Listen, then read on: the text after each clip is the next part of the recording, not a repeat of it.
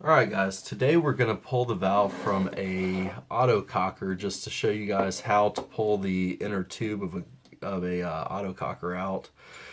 You're going to need a couple tools to do this. You're going to need a valve tool, which is absolutely essential, and you will need a US Allen toolkit, not metric. So let's get started. The one that I have right here, one note, is it doesn't have a threaded IVG, so there's a set screw on the bottom that you remove to remove the IVG. Most autocockers aren't going to have that, at least most recent ones. So let's get started.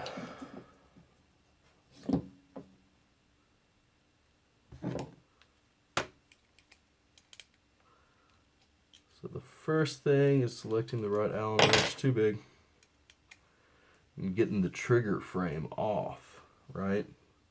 Because that's pretty essential. And actually, in order to get the trigger frame off of this little twister, I've got to remove the trigger shoe in order to access that screw.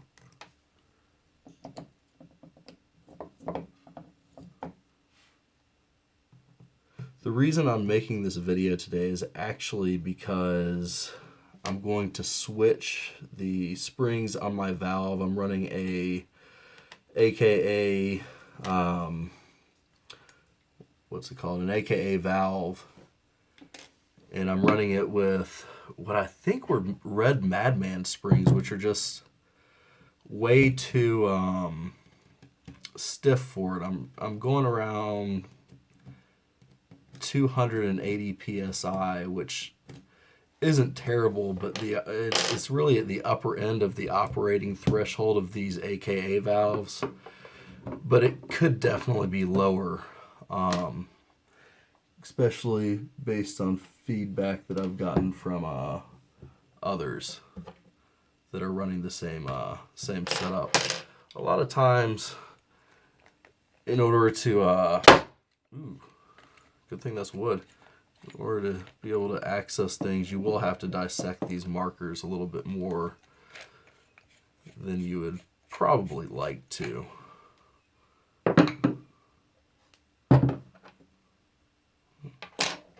That's the Allen key that's too big.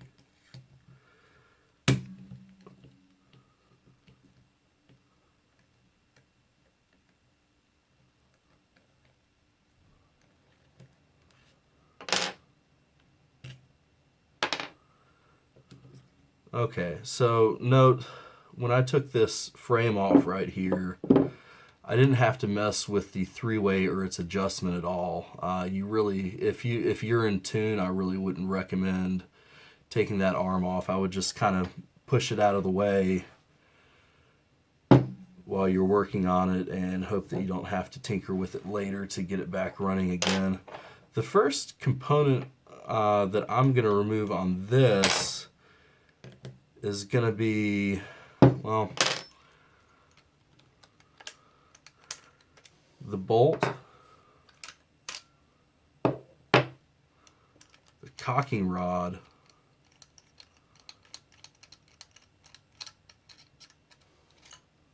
the back block, which you should be able to kind of push out a little bit and spin off pretty easily.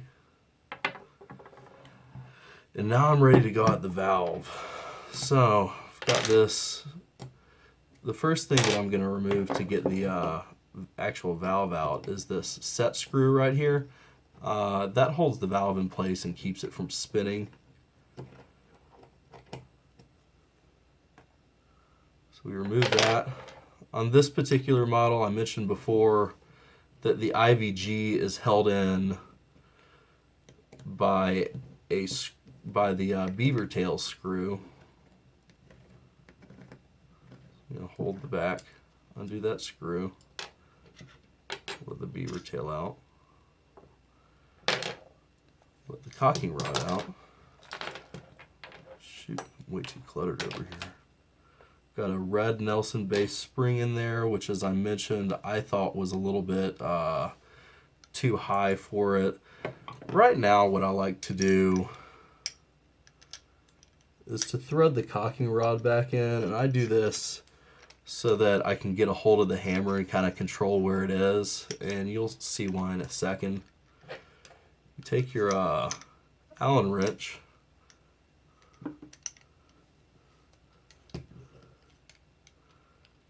and this is a little bit more clumsy of a process than I'm used to because I'm filming and I'm trying to make it so you guys can see what I'm doing, but there's a little hole on top of this that you need to get into to unscrew the hammer.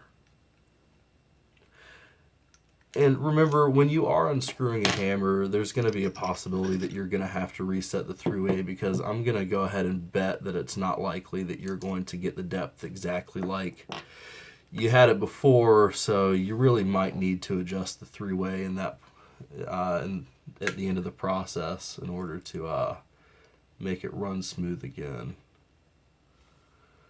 So the next thing I'm going to do is use my valve tool to extract the valve. You see it goes in nice and easy. If it doesn't go in nice and easy, then you're having issues. Notice the valve spinning.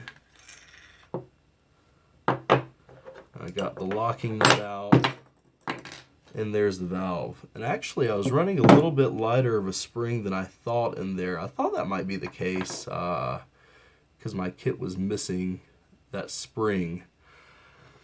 So I was running a red Nelson hammer spring and a blue Nelson valve spring, which was working really well. It was really consistent. I just figured I might want to drop the pressure just a little bit, and I'm not going to drop it a whole lot.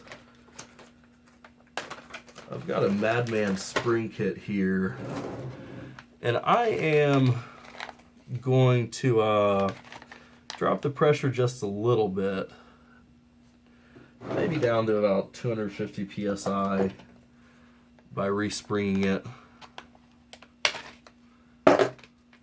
And this is a new spring kit, so I've got to open it for you.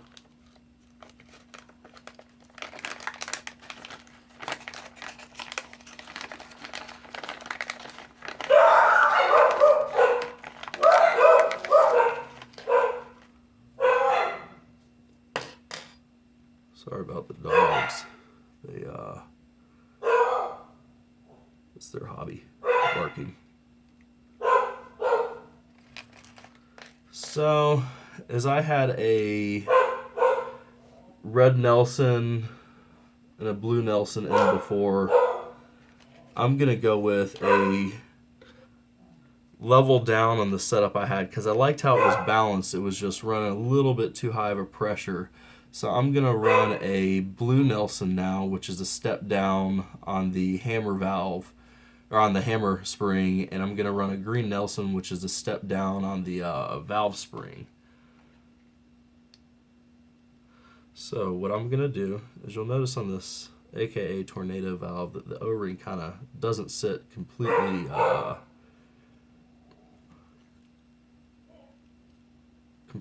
on there. It's more there just to form a seal. So notice how I stacked this up like this, right? And then I insert the valve tool, and I'm going to get the dog hair off and insert the valve set back in. And once I've got it kind of in there, I don't have to keep it straight up from that point, but I'll just screw this in super lightly, and you're gonna see the set screw hole kind of line up at some point, and I have it lined up now. So what I'm gonna do is I'm going to insert the set screws so that it can no longer rotate. So I've kind of got it in the spot that I want it to be in. It's too small of an Allen. Okay, and I've got that kind of finger tight. I didn't over torque it or anything, and that's kind of the same thing with the set screws. I just got it finger tight. I'm not going to go any tighter on that. It really doesn't need to be. And at this point, I've got my IVG, I've got my hammer. I'm going to insert the hammer back in. And I'm going to insert it so that the sear is, or not the sear, the lug is facing up. Just try to hope it stays kind of straight in there. And just for good measure, I'm going to do what I did before with the cocking rod, so I can kind of manipulate where the thing is, right? So now I can control its back and forth, and to a certain extent the up and down. Insert that Allen back in there.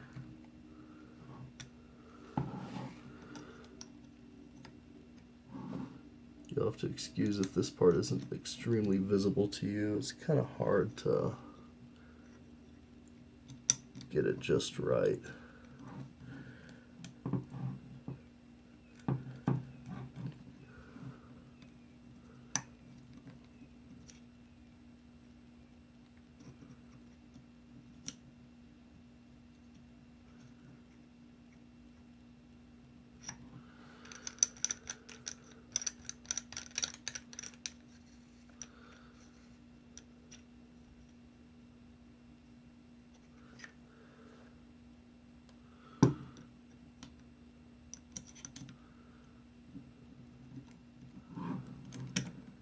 Okay, I finally got it in.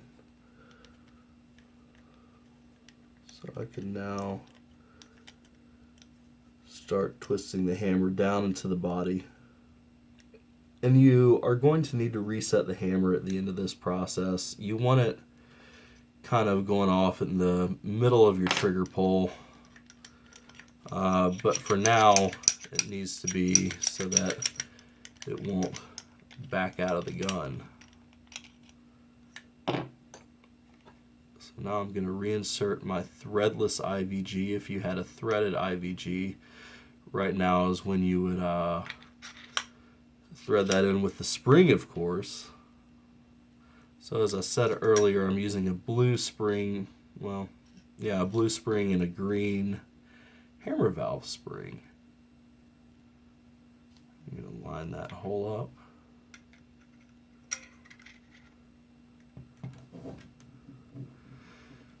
And this part is tricky for those of us that have a threadless IVG. It's sprung and it's going to be under pressure, of course.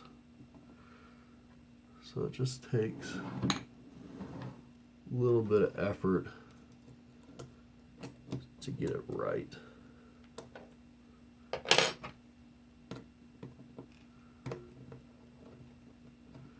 Alright, looks like I found the hole first shot. So once you have it in there, you can stop holding and make sure the beaver tail's straight. So we got that back together. Now we're going to do the frame. Twist this back around.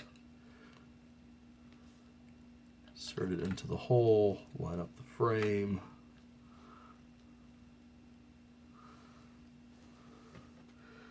I've got two different length frame screws, if you can notice that from the video. I use the shorter one in the back and the longer one in the front. I've found that when I pick up screws somewhere, they're almost never at the right length. They almost always contact the gun in a place that I don't like this one was contacting the hammer and the rear tube before I shortened it. So you've got to pay close attention to screw lengths. This one's ready to go on.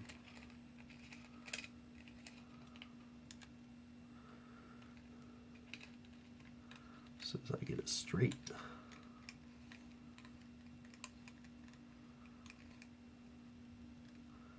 Alright, I got those kind of finger tight. You don't need to super over torque these. You can damage threading if you tighten down things too tightly. Alright, so let's put the back block together again. Start with the back block. going to do like we did before. I'm going to move that up a little bit, start screwing, and hopefully it threads on first try. Alright, and this part's important. This is a tuning part of it. You need the back block so that about a piece of paper can fit in between the back block and body when it's all the way in. You really don't want it contacting the body every shot and making that clapping sound. When you get that clapping sound, you want to turn it back a turn or two and just have a nice little gap in there to help. You can strip out the threads inside the back block. You can damage the body to a certain extent if you run it like that for an extended amount of time. I just wouldn't do it. It's not good for it. Insert the bolt.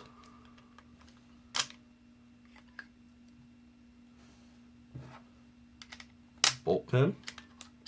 Check the trigger pull. Okay, so that's interesting. Okay, no, it wasn't cocked. So see how that's not releasing the sear consistently or near the middle of the trigger pull? I'm going to want to adjust it just a little bit. Find that Allen key.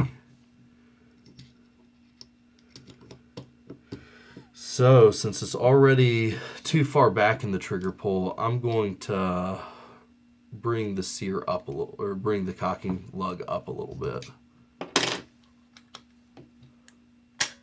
Okay, and that's a better trigger pull right there already. I can feel it. The three-way may need a little bit of adjusting after this, but not a lot. And that's honestly a different video.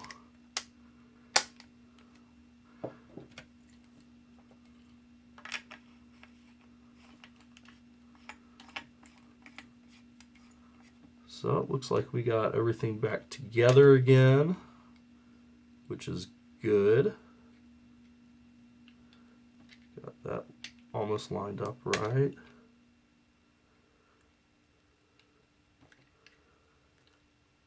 Close enough. Connect the hose again.